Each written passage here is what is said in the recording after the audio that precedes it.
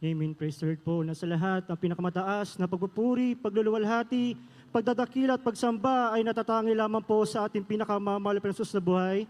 At ito po ay nagpapabot ng dobleng paggalang at respeto po sa ating beloved parents the Lord sa patuloy sa pag-aalala sa mga ginutong turot aral na ating ginanat minamahal na Pastor Evangelist Wildy Estrada Almeda. At ganoon din po mga minamahal sa pag-aalala rin po sa ating Assistant Pastor Lina C. Almeda. Greetings din po, respect din po sa ating beloved Whole Almeda family. Sa inyo pong minamahal na mainit po naglilingkod sa ating pinakamamahal na Jesus. Ako po'y lubos nagpapasalamat sa ating pinakamamahal na Jesus. Balikan ko lamang po mga minamahal kung paano ko pinagaling sa aking karamdaman ng ating pinakamamahal na Jesus. Kung paano tunay ang Diyos na buhay na pinaglilingkuran natin dito sa Jesus Miracle mga minamahal. Dahil po mga minamahal, way back 2024 mga minamahal, dahil sa aking trabaho bilang isang seaman mga minamahal, ako po'y na-diagnose mga minamahal sa aking trabaho mga minamahal. May 21, 2024 po mga minamahal, nung ako po'y nagkaroon ng karamdaman mga minamahal, na ako po'y nagkaroon ng butas sa aking bituka mga minamahal. Nandiyan po mga minamahal nung una mga minamahal, akala ko simpleng pagsusukalan ng dugo mga minamahal. Subalit, habang tumatakbo ang panahon ng araw mga minamahal, talong lumalala ang aking karamdaman mga minamahal. Hindi na po normal na dugo aking nilalabas mga minamahal, sobrang itim na po mga minamahal. That time mga minamahal, May 26 mga minamahal, dahil suggest po yung aming kapitan mga minamahal sa barko mga minamahal, na bumalik sa aming last port of call sa bansang India mga minamahal. Nandiyan po mga minamahal, sa madaling sabi po mga minamahal, ako'y binaba na aking kapitan sa bansa na yan mga minamahal. Nandiyan po mga minamahal, ang sumunto sa akin mga minamahal, ay ambulansya na po mga minamahal, diretso po sa ospital po sa dako po ng India mga minamahal, at inadmit na po agad ako sa ICU mga minamahal. Nandiyan po mga minamahal, talagang tinurukan ako ng pampatulog sa ospital na yan mga minamahal upang tignan yung aking bituka mga minamahal. Nandiyan po mga minamahal, talagang nakita nila kung gaano kalaki yung butas sa aking bituka po mga minamahal. Subalit nandiyan po mga minamahal, nung first opinion po ng doktor sa akin mga minamahal, na kailangan po mag-undergo ng surgery mga minamahal upang makabalik sa aking trabaho sa barko mga minamahal. Subalit, nirefuse ko yan mga minamahal dahil ako'y naniniwala, nag-release ang 100% faith na panampalataya sa ating pinakamamahal na Jesus. Alam ko, pagagalingin ako ng ating pinakamamahal na Jesus. At ganoon din po mga minamahal, second opinion talagang nirefuse ko pa rin po yung doktor na yan mga minamahal.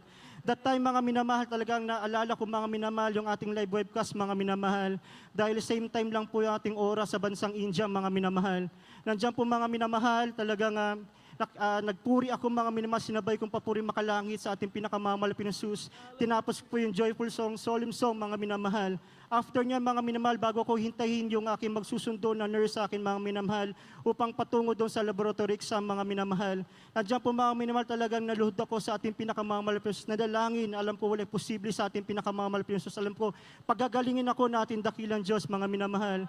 Nandiyan po mga minamahal, nung nakaiga na po ko sa higaan mga minamahal ng laboratory exam mga minamahal, pinahiga po nila ako mga minamahal ng patagilid mga minamahal upang makita ko po yung monitor mga minamahal.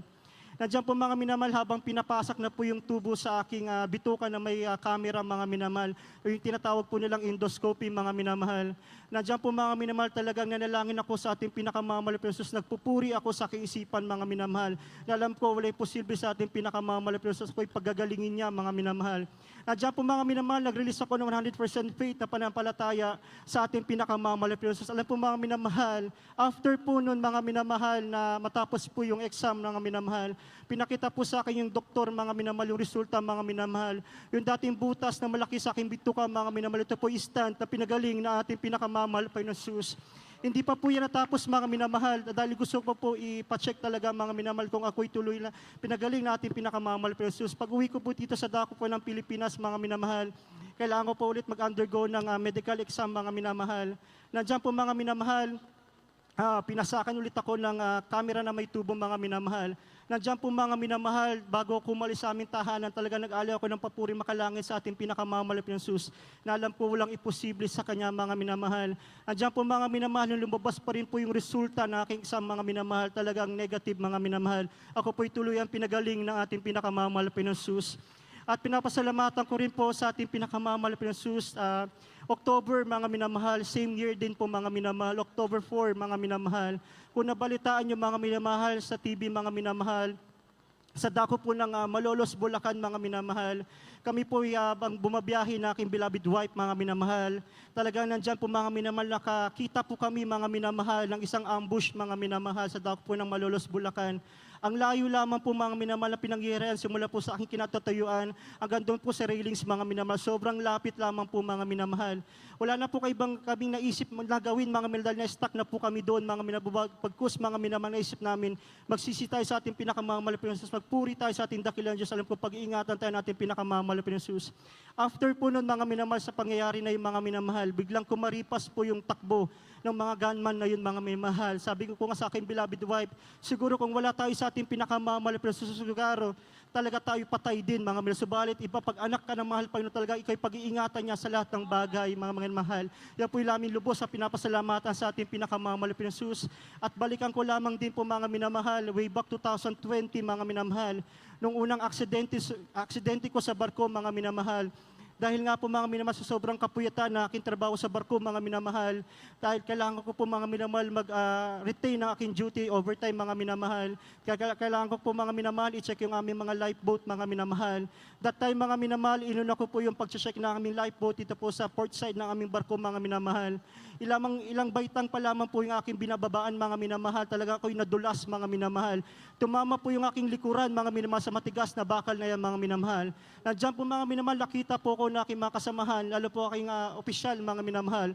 Talaga ako'y dinala sa aking, sabi ko sa aking mga kasama, dahil gusto po nila ako dalhin mga minamahal sa temporary hospital ng aming barko mga minamahal. Subalit sabi ko, dalhin nyo na lang po ako sa aking kabina, dahil ako'y magpupuri sa ating pinakamamahal na Diyos.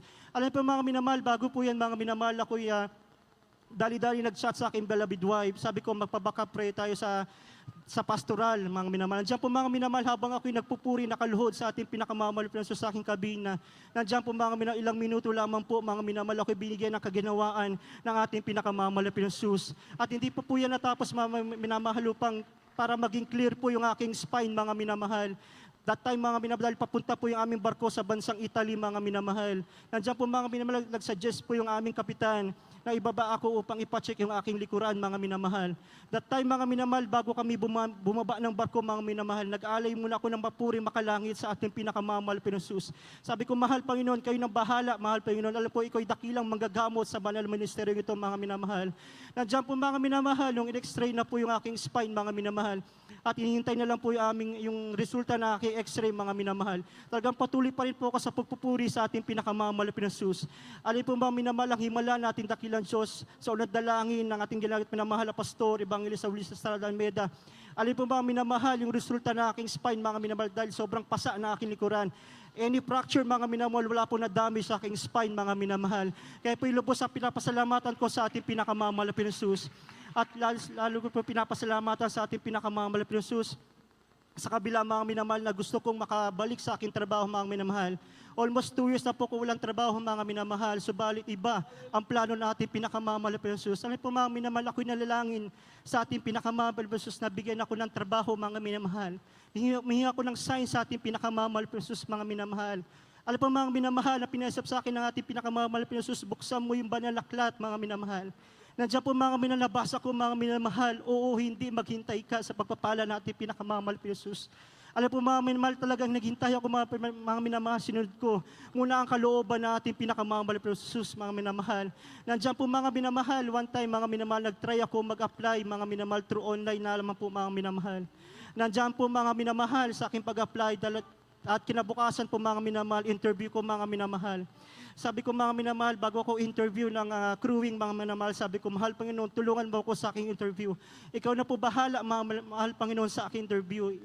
Talagang isinuko ko na po lahat sa ating pinakamamahal na Diyos.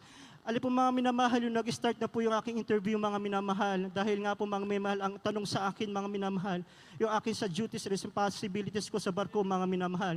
Sa tatlo na yan, mga minamahal, wala ko nasagot mga minamahal. Pagkos, ang nasambit ko lang mga minamahal sa bawat tatlong tanong na yan, mga minamahal, puro hallelujah mga minamahal. Nandiyan po mga minamahal, umokay na po yung aking interview mga minamahal. Subalit kinabukasan mga minamahal, ako'y nagkaroon ng agam-agam mga minamahal sa aking puso mga minamahal. Ako'y magtanong mga minamahal sa aking crewing ko, ako'y pasado hindi mga minamahal. Bago ako magtanong mga minamahal, ako'y nanalangin sa ating pinakamamahal na Jesus kung anong kalooban mo mahal Panginoon, siyang masusunod mahal Panginoon Jesus. Nandiyan po mga minamahal, talagang tinanong ko mga minamahal, ilang minuto lang po nakakalipas po mga minamahal. Yung resulta ng aking interview mga minamahal, ako po'y pasado mga minamahal. Kaya maraming po salamat sa pagpapala natin pinakamamahal na Jesus. At sa kabila po ng mga minamahal, ako po'y binalik ng mahal Pinosus muli sa aking trabaho sa barko mga minamahal. Talaga itong darating po na Wednesday mga minamahal, ako po'y makakabalik muli sa aking trabaho sa barko mga minamahal. Kaya maraming salamat po sa ating pinakamamahal Pinosus. Kaya hanggang dito lang po lahat ng kapurihan. Pasasalamat ay natatangi lamang po sa ating pinakamamahal Pinosus sa buhay. Amen.